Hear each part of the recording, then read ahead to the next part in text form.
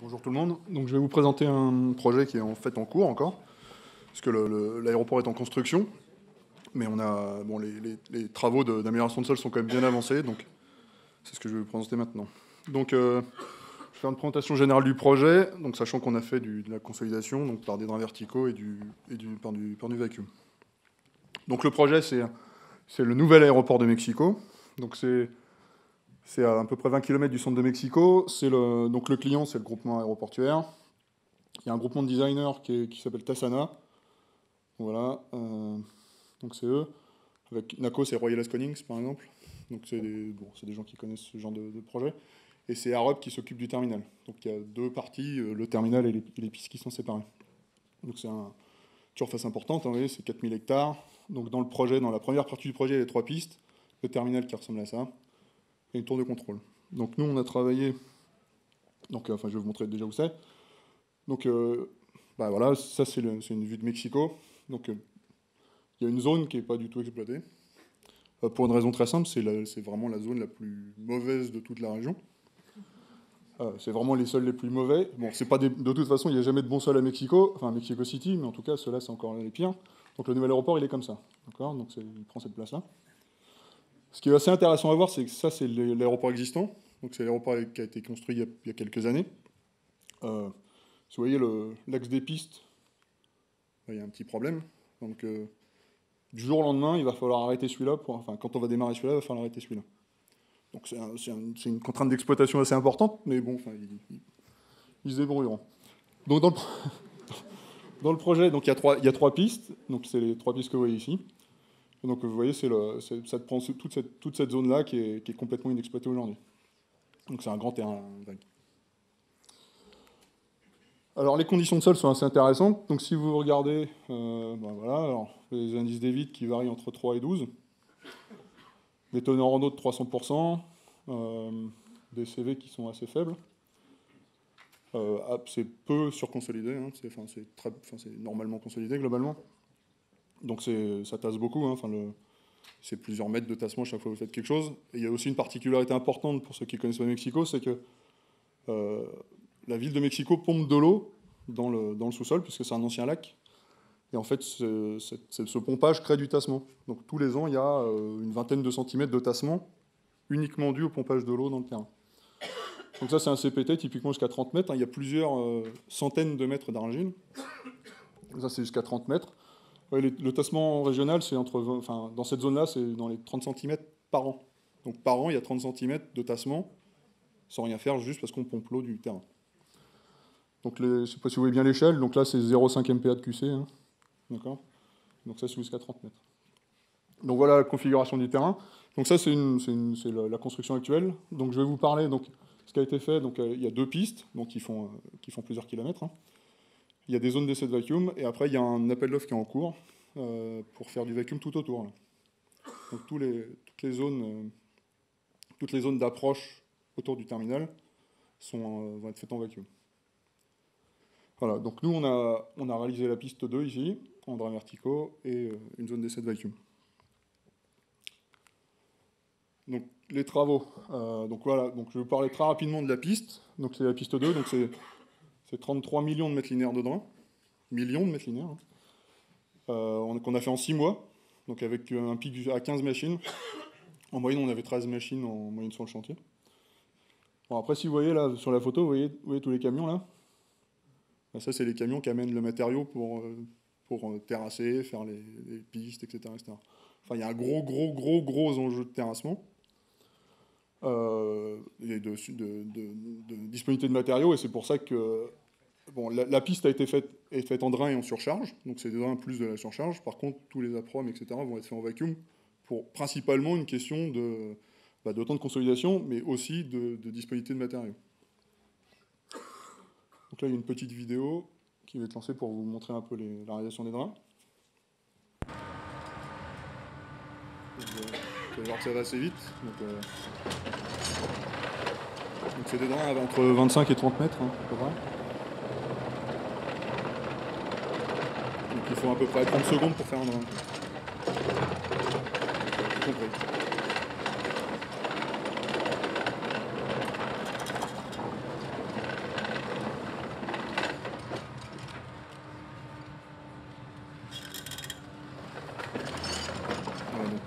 C'est des mailles assez serrées, hein. Ici c'est des mailles de 1 mètre, 1 m 20 d'espacement triangulaire. Enfin, c'est 1 mètre d'espacement triangulaire.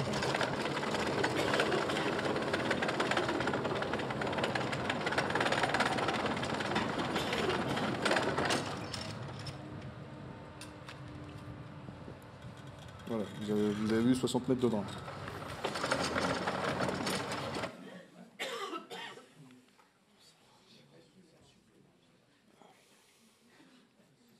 Alors, pardon, ça va avancer un peu. Donc voilà pour les drains. Donc ça c'est la piste, les travaux sont finis, la piste 2, les deux pistes sont finies, il y a une troisième piste qui va être lancée, qui est la piste pour les militaires et le président. Et voilà. Et là je vais vous parler maintenant donc c'est une zone d'essai qui fait 3500 m², donc pour justement recaler tous les paramètres géotechniques et voir l'efficacité des solutions de consolidation par le vide.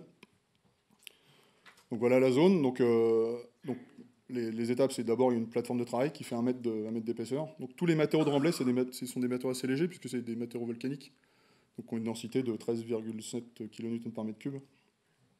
Donc enfin un poids de 13,7. Donc qui sont des matériaux assez légers, ce qui est aussi intéressant parce que ça génère moins de tassement à chaque fois qu'on remblait. Donc ensuite, c'est une zone d'essai, donc il y a beaucoup d'instrumentation. Donc ça, c'était la mise en place, vous allez voir après. Donc après, les drains. Donc oui, l'instrumentation, il y a beaucoup de choses, parce que toutes les petites chaises jaunes, là, c'est de l'instrumentation. Donc c'est très, très instrumenté, donc c'est assez intéressant pour l'analyse. Donc là, c'est des mailles de 1 m 20 en drain, pardon. C'est des mailles de 1 m 20 en drain. Donc ça, c'est la réalisation des drains. Rien de très particulier. Donc voilà, après, donc là, une fois qu'on a mis le système de vacuum, donc ça, c'est juste avant la mise en pompage.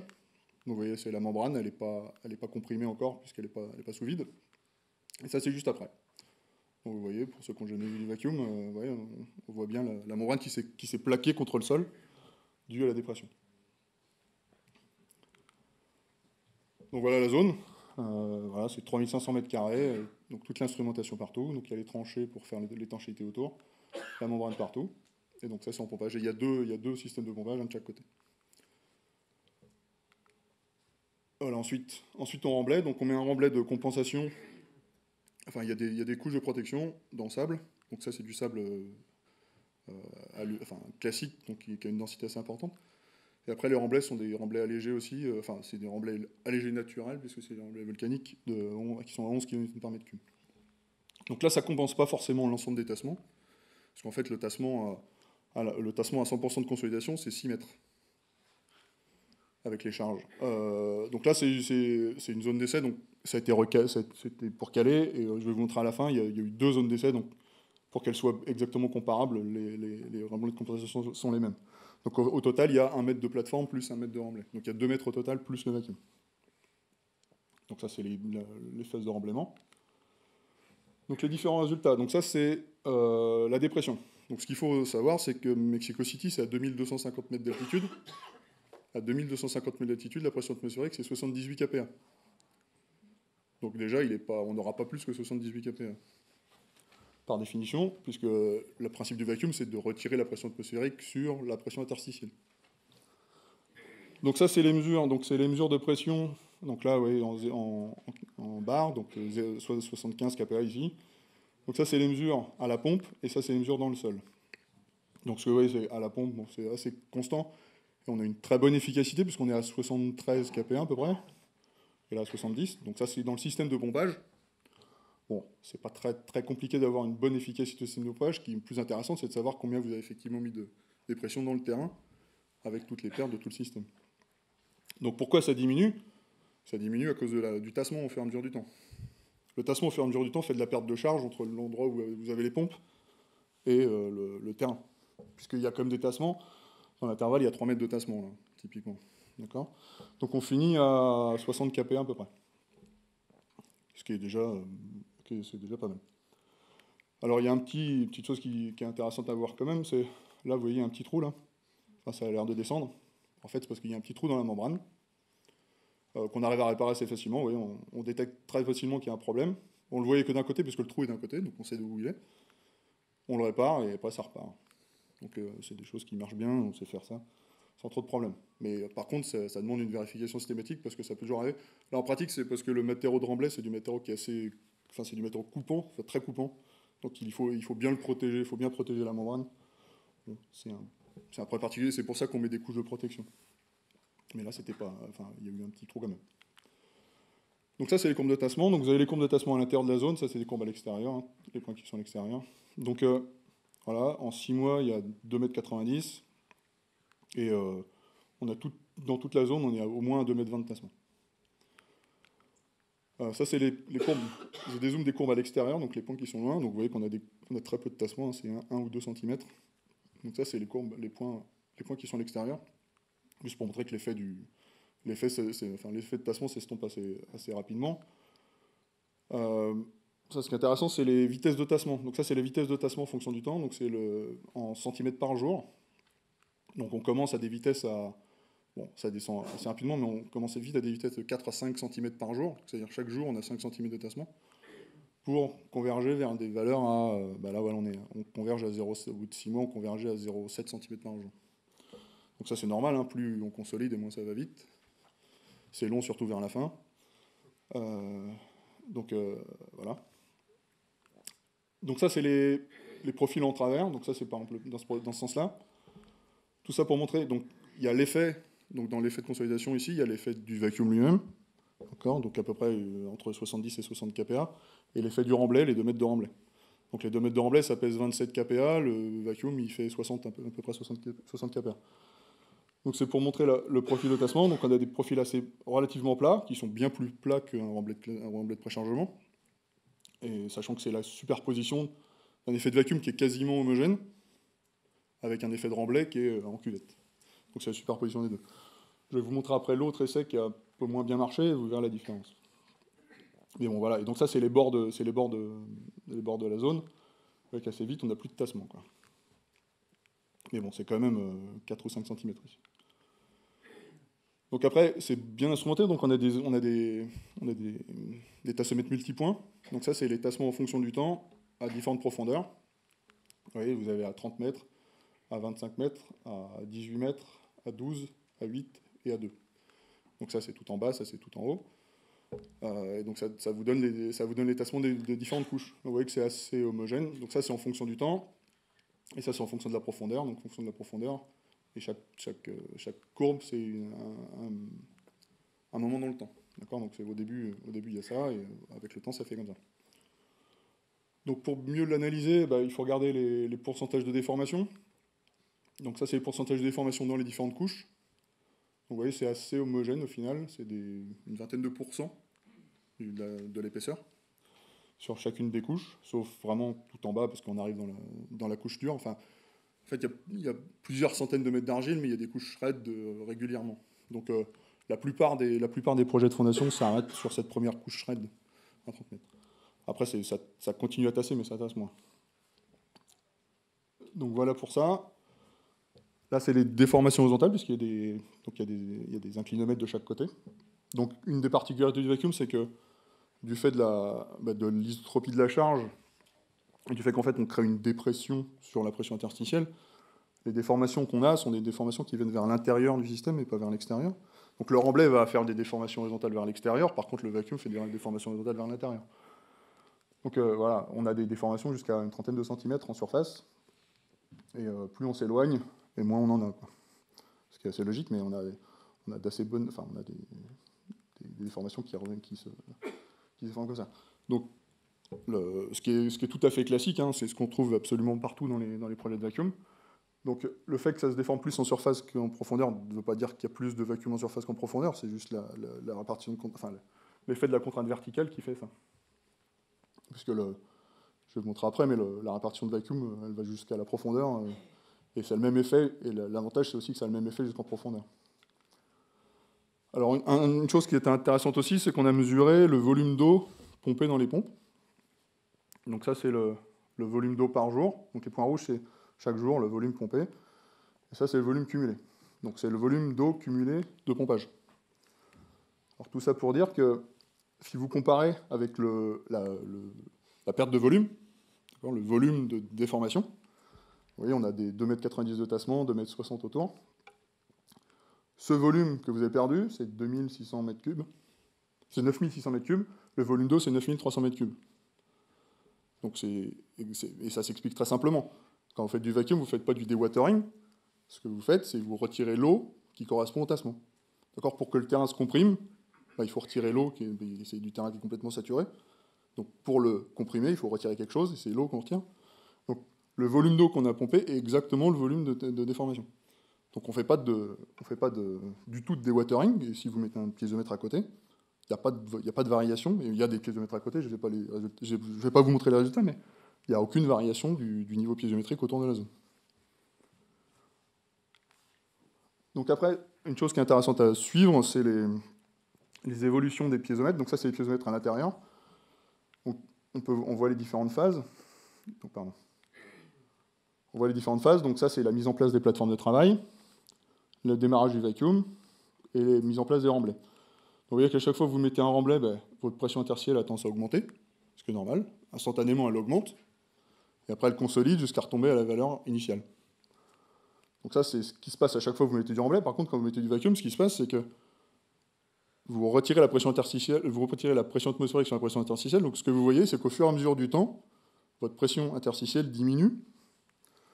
Et quand vous avez 100% de consolidation, entre l'état stable, qui est l'état initial, et l'état final sous pompage, si vous arrêtez le vacuum, c'est plus vrai, et quand vous avez le vacuum, vous avez une pression interstitielle qui va être la valeur de votre dépression. À la fin de la consolidation, quand j'aurai 100% de consolidation, j'aurai une différence de dépression de 60 kPa à toutes les profondeurs. D'accord?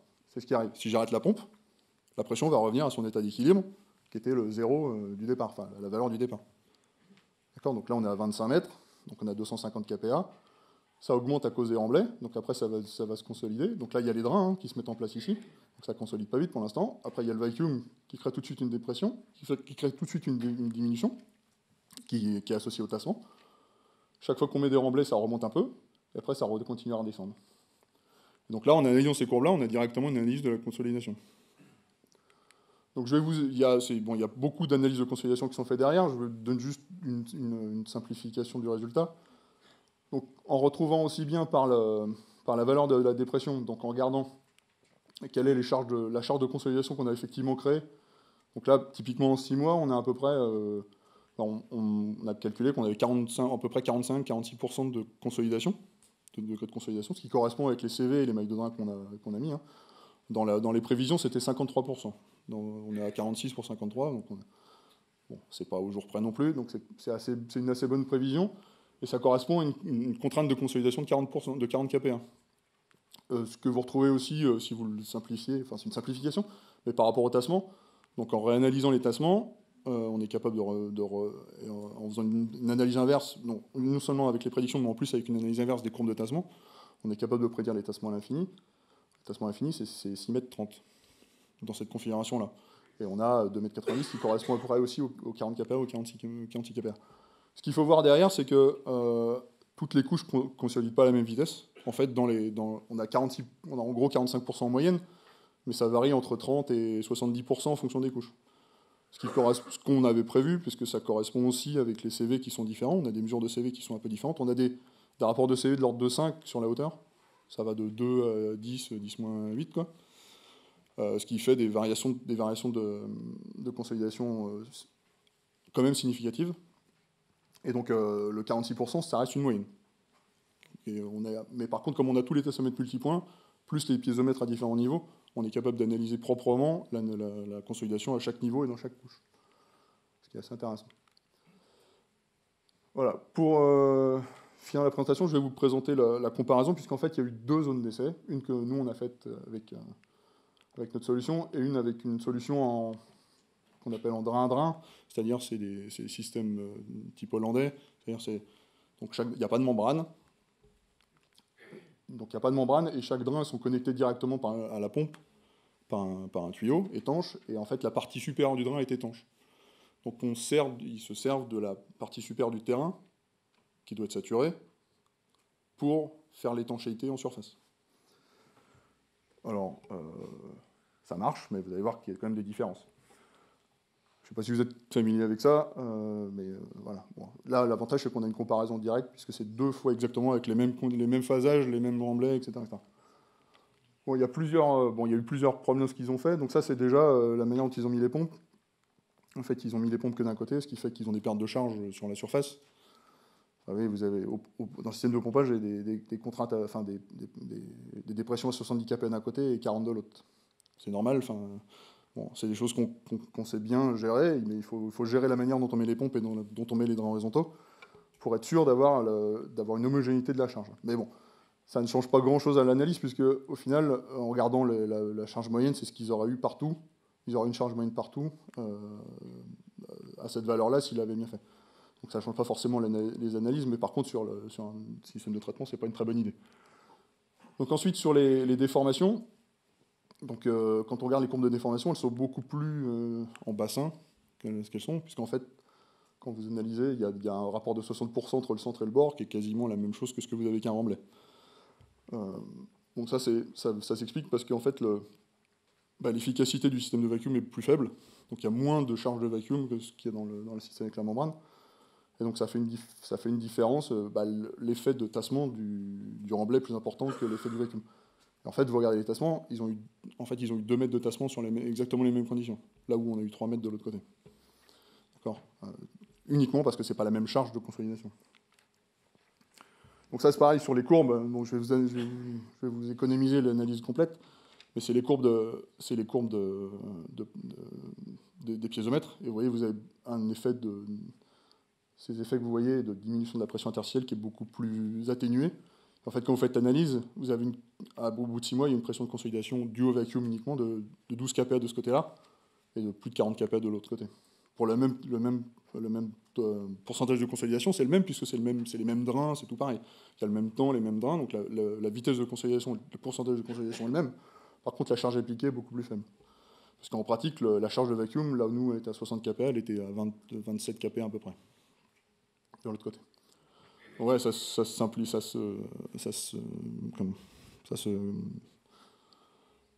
comme ça. Donc ça, c'est les courbes qu'il y a avec la même chose, mais sans vacuum. Donc juste le même hauteur de remblai, donc les 2 mètres de remblai. Vous avez à peu près 1 mètre de tassement en 6 mois. Avec le système en drain-drain, avec une charge de vacuum qui est à peu près 27 kPa, ça fait 2 mètres de tassement. Et nous, on a eu 3 mètres de tassement dans les mêmes conditions. Donc uniquement à cause de la différence de charge de vacuum, de l'efficacité du système de vacuum. Voilà, donc, et après, une des différences, c'est que effectivement, quand vous mettez une membrane, vous ne créez pas de dewatering, vous ne créez pas de baisse du niveau de la pression interstitielle, enfin, du baisse de la nappe phréatique. Par contre, avec ce système, donc, le système, c'est des drains, et cette partie-là est étanche. Donc, avec le temps, vous baissez la nappe, et vous baissez la nappe jusqu'à ce que ça arrive ici. Et une fois que ça arrive ici, il n'y a plus de vacuum. Parce que c'est plus étanche au-dessus, parce que c'est plus saturé, donc il n'y a plus moyen d'avoir l'étanchéité. Donc c'est un système de dewatering partiel. Mais avec les systèmes membrane, c'est pas un système de dewatering. Donc voilà, c'est les 2 zones. Vous voyez, là c'est la zone Donc là c'est la zone en membrane et là c'est la zone à côté. Donc c'était dans des terrains juste à côté, dans exactement les mêmes conditions. Voilà.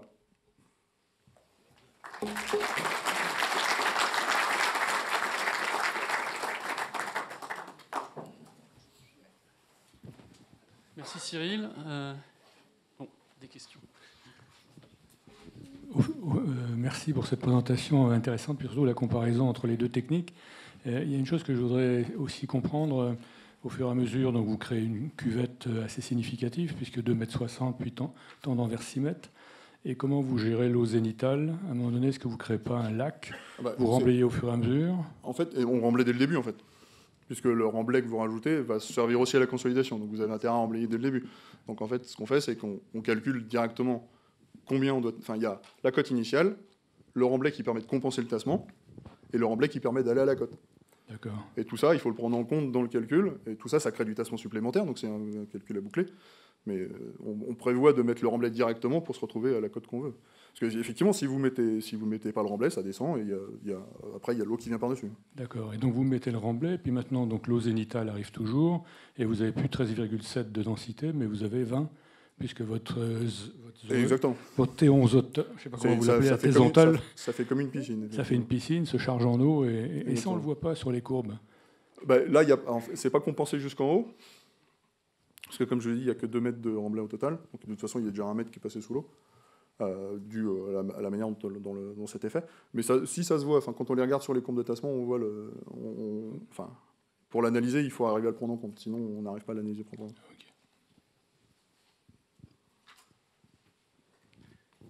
D'autres questions? Ici, Jean. Tu as parlé du bon accord avec la prédiction de la consolidation et les vitesses de ces valeurs de CV, elles étaient déduites comment? C'est ma première question. Et d'autre part, est-ce qu'il y a l'influence des variations de CV avec la variation d'indice des vides? Alors, il y a des c'est peut-être un peu vite, mais...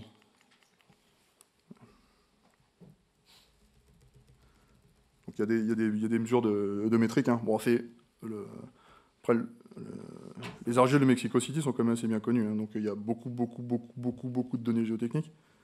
Comment se plaçaient les données odométriques par rapport... Donc, ça, c'est les... Est-ce que c'est odométrique ou finalement l'expérience montre que la valeur en place est plus forte et c'est un petit peu plus fort en général, mais déjà, la coupe de sol n'est pas basée uniquement sur les essais qu'on avait là, c'est aussi sur l'expérience de la zone. Donc c'était déjà un peu corrigé. En général, les mesures odométriques sont un peu conservatives. On a toujours un peu moins de tassement que ce qu'on a dans les mesures odométriques.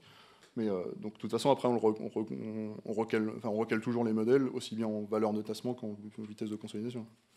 Mais on était assez proche. Enfin, encore une fois, avec les paramètres qu'on avait pris là, on prévoyait 53% en 6 mois, on a eu 46 ou 47. C'est ça que c'est étonnant. Ben, après, encore une fois, les 46, c'est 30 à 70%. Ce qu'on avait aussi, puisqu'on a des variations, c'est 0,7 à 2. Hein, donc ça fait quand même une différence importante de niveau de consolidation en 6 mois, ça fait entre 30 et 70% quasiment. Donc voilà.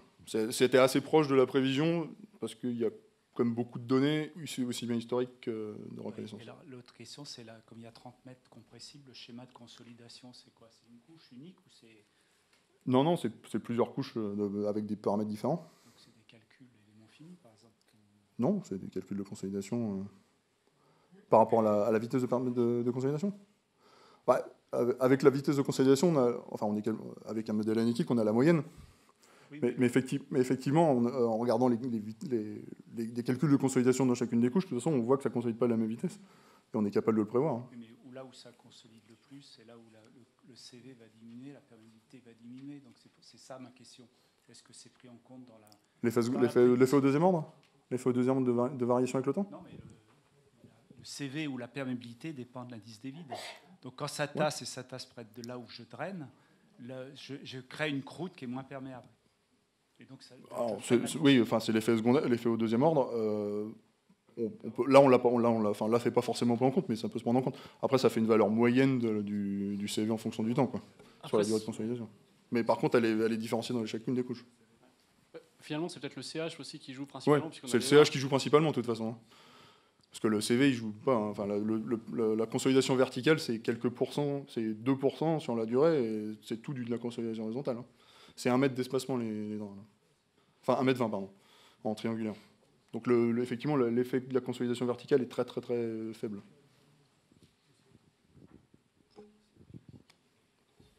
Voilà. Plus de questions. Merci Cyril.